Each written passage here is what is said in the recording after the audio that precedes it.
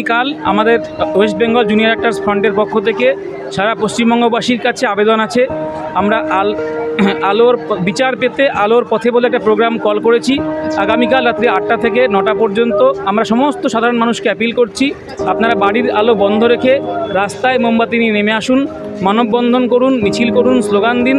অভয়ার মৃত্যুর এবং ধর্ষণের দাবিতে যে বিচার সুপ্রিম কোর্টে চলছে, আগামী 5 তারিখ যে বিচার হবে তার আগে সুপ্রিম কোর্ট যেন জানতে পারে যে পশ্চিমবঙ্গবাসী এই আন্দোলনটার পাশে আছে।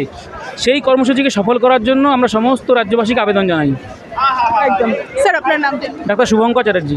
আচ্ছা ডাক্তারবাবু, যেরকম বললেন যে আগামীকাল তাদের একটা কর্মসূচি আছে, সমগ্র পশ্চিমবঙ্গবাসীর কাছে উনি আবেদন করলেন যে তারা বাড়ির আলো বন্ধ করে যেন মোমবাতির আলোতে এই পুরো পশ্চিমবঙ্গকে আলোকিত করে তোলেন, যেন সুবিচারের আলো যেন আমরা দেখতে পাই। সেই অ্যাপিলটা উনি আজকে করলেন সাধারণ মানুষের কাছে। আমরাও সেই একই অ্যাপিল আপনাদের কাছেও করব। সকলে মিলে চলুন আমরা সবাই একই স্বরে গাই, একই স্বরে কথা বলি।